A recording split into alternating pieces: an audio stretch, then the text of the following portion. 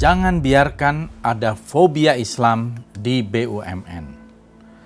Tindakan Komisaris Independen PT Pelni Persero, Dede Kristia Budianto, yang mencopot pejabat di perusahaannya hanya gara-gara pamflet kajian keislaman di bulan Ramadan, bisa digolongkan sebagai bentuk tindakan Islamofobia atau fobia terhadap Islam, atau semacam ketakutan terhadap Islam. Sebab tindakan itu disertai dengan tuduhan serius mengenai radikalisme yang mestinya punya dasar serta konsekuensi yang juga serius.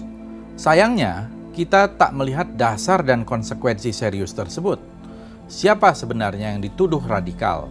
Apakah panitianya atau daftar narasumbernya? Saya membaca salah satu narasumber dalam kegiatan Ramadan yang dibatalkan itu adalah Ketua Komisi Dakwah Majelis Ulama Indonesia (MUI), Kiai Haji Khalil Nafis. Apakah ia juga dianggap radikal? Atau apakah MUI dianggap sebagai sarang orang-orang radikal oleh Komisaris Independen PT Pelni? Jika panitia yang dianggap radikal, apa dasar PT Pelni menganggap stafnya sendiri sebagai radikal? Bagaimana bisa perusahaan negara merekrut orang-orang radikal?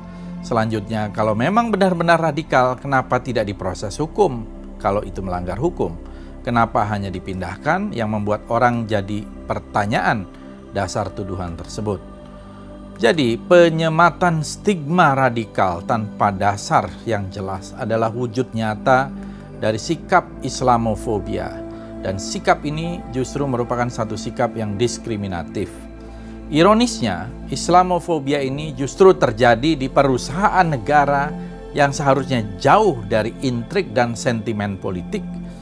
Ini menunjukkan ada masalah serius dalam hal penunjukan pejabat-pejabat BUMN saat ini. Sikap Islamofobia semacam itu tak boleh dibiarkan. Menteri BUMN Erick Thohir harus menegur komisaris tersebut karena tindakannya bisa memancing reaksi negatif yang tidak kita harapkan. Sebagai wakil pemerintah di BUMN, seorang komisaris mestinya dibekali dengan attitude sebagai pejabat publik, sehingga tidak bisa sembarangan berbicara dan bertingkah di depan umum. Itu sebabnya komisaris BUMN mestinya direkrut dari kalangan profesional, birokrat atau orang-orang yang kompetensinya jelas sudah teruji, bukan direkrut dari kalangan buzzer. Sayang sekali, PT Pelni menjadi objek perhatian publik bukan karena prestasi atau capaiannya, melainkan karena ada komisarisnya yang mengidap Islamofobia. Sikap fobia terhadap Islam biasanya diidap oleh orang-orang yang kemampuan literasinya miskin dan dangkal. Dia tidak memahami ajaran Islam atau tidak mengenal umat Islam dengan baik. Akibat dangkalnya pemahaman tersebut, dia jadi gampang memberikan stigma. Menurut saya sangat berbahaya jika BUMN dihuni oleh pejabat-pejabat yang dangkal pemahaman kemasyarakatannya semacam itu. Apalagi secara akademik, sikap radikal dalam tanda petik ya, bukanlah bentuk kejahatan. Radix itu dari akar ya. Intoleransi atau terorisme memang bentuk kejahatan, tapi menyamakan radikal dengan intoleransi atau terorisme jelas sebuah kesalahan. Itu sesat pikir. Di Indonesia, label radikal kini secara politis telah dikonotasikan kepada kalangan Islam, sehingga tuduhan itu umumnya tak bisa dipertanggungjawabkan, apalagi secara konsep sudah jelas keliru. Ini yang membuat kenapa masyarakat Islam jadi sensitif jika mendengar tuduhan radikal.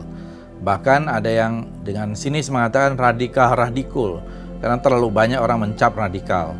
Kalau dulu yang namanya kontra-revolusioner dan seterusnya, kini radikal-radikul ya. Sebab di sisi lain, kelompok-kelompok yang sudah jelas memberontak, bahkan menggunakan kekerasan bersenjata, bahkan baru-baru ini membakar sebuah helikopter, malah diberi label yang sangat eufemistik, sangat halus. Namun ketika ada kelompok Islam menyerukan ajaran agamanya, seperti menyebut kata jihad misalnya, stigma radikal langsung disematkan. Padahal kata jihad memiliki makna yang luas. Dan kata jihad berulang kali ada di dalam Al-Quran. Jadi kalau kita bicara kata jihad, itu bukan berarti sesuatu kejahatan. Itu adalah bagian dari ajaran Islam dengan memiliki arti dan makna yang luas tersebut. Sebagai negara dengan penduduk Muslim mayoritas, pejabat publik mestinya berhati-hati melontarkan pernyataan terkait keislaman. Kita tak ingin kembali ke zaman yang tak bersahabat, zaman di mana ada kalangan tertentu yang secara sepihak menekan umat Islam dan kalangan Islam di Indonesia. Menteri BUMN seharusnya memberikan pembinaan kepada para petinggi Pelni ini. Hak karyawan PT Pelni untuk beribadah atau melakukan kegiatan keagamaan, apalagi ini di bulan Ramadan, tidak seharusnya diintervensi oleh direksi atau komisaris. Ini mengesankan tugas direksi dan komisaris BUMN bersifat remeh-temeh belaka. Alhamdulillah, akhirnya karena hiruk pikuk yang terjadi, pengajian di PT Pelni dilanjutkan. Dan mudah-mudahan ini menjadi pelajaran bagi kita, supaya para pejabat publik tidak seenaknya bicara, menuduh radikal, menuduh kelompok lain radikal, dan juga ada kekhawatiran terhadap pembicara-pembicara tertentu yang diberi label radikal, padahal hanya mungkin bersikap kritis. Di bulan Ramadan ini mudah-mudahan kita diberikan kedamaian dan juga kenyamanan di dalam beribadah. Terima kasih. Wassalamualaikum warahmatullahi wabarakatuh.